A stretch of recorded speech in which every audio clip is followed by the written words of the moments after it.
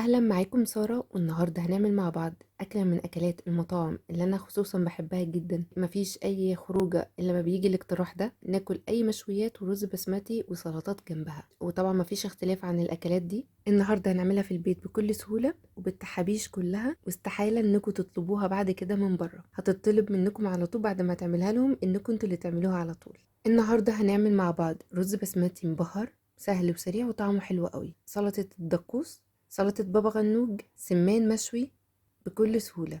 يلا على طول نبدأ في وصفة النهاردة. أول حاجة هنبدأ إن احنا نعملها، هنتبل السمان عشان يقعد معانا في التتبيلة شوية. ولتتبيلة السمان هنحتاج معلقتين كبار من الصلصة، توم وبصل بودر معلقة صغيرة من كل نوع، ملح، فلفل، كمون، بابريكا، جنزبيل، بهارات مشكلة، زيت، ماسترد، ورشستر صوص، صويا صوص، وطبعا السمان ويكون نضيف ومنقعينه قبلها بشوية كده في مية وخل وملح وليمون. وبعد كده شلناه من الخليط ده وغسلناه كويس جدا. في طبق هبدأ ان انا اخلط التتبيلة كلها مع بعضها عشان اقدر ان انا ادوقها واظبطها. وبعد كده اضيفها على السمان. هضيف معلقة كبيرة من الماسترد ومعلقة كبيرة من الصويا صوص، معلقتين كبار من الورشستر صوص،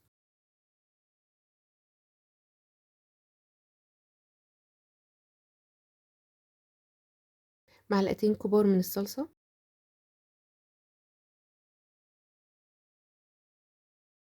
وهضيف البهارات كلها. بحب اخلط البهارات كلها مع بعضها، معلقه صغيره من كل نوع. وبعد كده ان انا اضيف على الخليط او على التتبيله بتاعتي معلقتين كده كبار من الخليط اللي انا عملته ده كله، بيكون الطعم البهارات مظبوط. وبحط الباقي عندي في اي برطمان صغير بيكون جاهزه معايا في اي تتبيله فراخ او تتبيله سمان. بعد كده حابه ان انا اشويه واقلب كل حاجه مع بعضها. معلقه كاتشب ما اتصورتش وانا بضيفها بس تضيفوها. هدوق الطعم بتاعي واظبط الملح، حابه ازود ورشستر، صويا، ملح، ماسترد، اي حاجه انا حابه اظبط الطعم بتاعي. وهبدا ان انا اتبل السمان، اغطي السمان بالتتبيله كلها واسيبه على جنب كده لحد ما اخلص كل حاجه، هيكون هو اتبل كويس. هنبدا نحضر سلطه البابا غنوج. انا بحب اشوي البابا غنوج على طول، احطه في طبق واغطيه. ده بيسهل معايا بعد كده ان انا اقدر ان انا اقشره بكل سهوله. بعد ما اقشره ممكن كده بالمنديل، لو انا عندي بقايا كده من القشر بتاعه اقدر ان انا اشيلها بكل سهوله.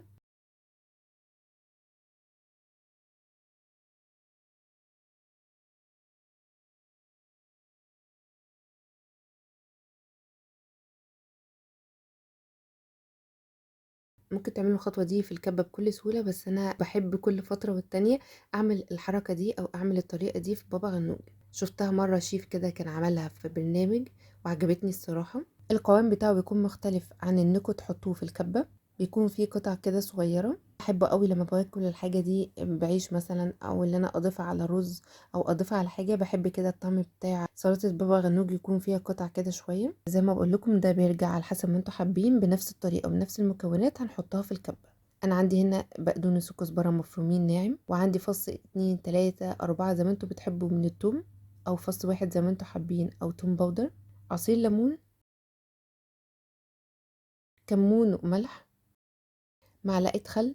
وهبدأ ان انا كده بالسكينة افرمه فرم ناعم على قد ما بقدر. معلقة كبيرة من الطحينة. لآخر لحظة انا كنت عايزة اعمله بالطريقة دي، بس طبعا اتدخل معايا حد وقال لي لا انا عايزه يكون مفروم ناعم. قلت لا طبعا ما ينفعش نرد طلب اي حد. حطيته في الكب على طول وضربته وبقى معايا بالشكل ده. جربوها زي ما انا بقول لكم، وجربوه بالطريقة دي وشوفوا ايه اللي يعجبكم. هنبدأ نعمل الرز البسمتي. هنحتاج رز بسمتي طبعا انا غسلاه ونقعاه ربع ساعة ونص ساعة قبلها كده، قبل ما ابدأ ان انا اشتغل في الرز. ومحتاجة زيت مع زبدة او ممكن زيت بس، توم مفروم ناعم، بصل مقطعين مكعبات صغيرة. ومحتاجين بهارات، في بهارات مطحونة وبهارات صحيحة. البهارات المطحونة كمون، بهارات مشكلة، كركم، كاري، واكيد طبعا محتاجين ملح. والبهارات الصحيحة محتاجين قرفة، ورق لورا، قرنفل، كبابة صيني او فلفل صحيح، لومي، حبهان بس ما كانش عندي متوفر دلوقتي، بس لو متوفر اكيد تقدروا تضيفوه. في حلة على النار هنضيف المادة الدهنية واستنى شوية لحد ما الحلة تسخن. هضيف البهارات الصحيحة واقلب كده عشان الزيت ياخد من طعم البهارات كلها. هضيف البصل واقلب.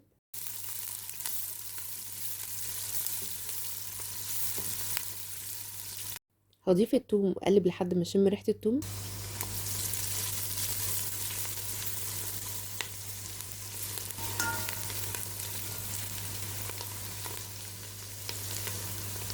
هضيف البهارات المطحونه، هقلب لحد ما اشم ريحتها.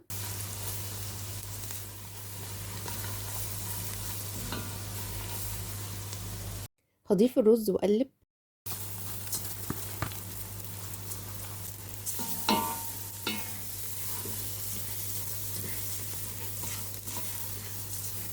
بعد كده هضيف عليه الميه المغليه.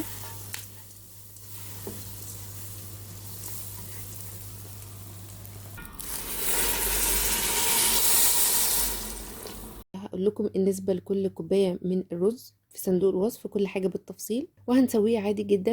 هنخليه على نار عاليه لحد ما نلاقي نسبه الميه قلت خالص والرز بدأ ان هو يبان عندنا. هنوطي درجه الحراره ونسيبه على نار هاديه جدا جدا لحد ما يكمل سوا.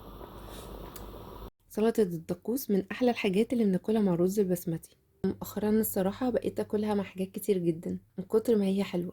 هنحتاج فيها طماطم، 3 طماطميات وسط، بقدونس مفروم ناعم، نعناع محتاجين بس الأوراق، مش محتاجين العيدان بتاعته خالص، هو والبقدونس كمان.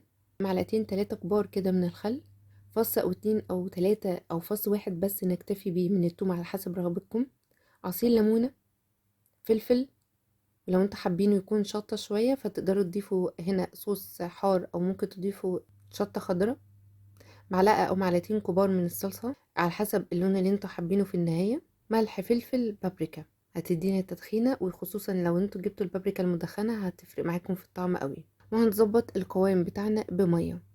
هنضيف كل حاجة على بعضها في الخلاط.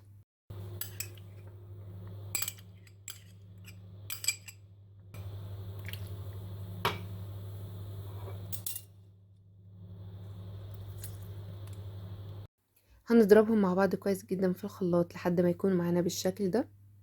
وهنضيف معلقة أو معلقتين كبار من الزيت، يفضل واحنا بنضربهم في الخلاط، بس أنا نسيت، فهضيفهم هنا وأقلبهم كويس جدا في صينية على النار أو جريل أو أي حاجة تكون سخنة ما بتلزقش على النار.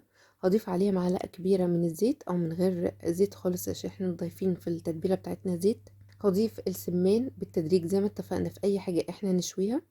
الصينية سخنة جدا على درجة حرارة عالية، وهنسيبها لحد ما تاخد لون من تحت، هنقلبها على الناحية التانية، بعد كده نسيبها لحد ما تكمل سوا.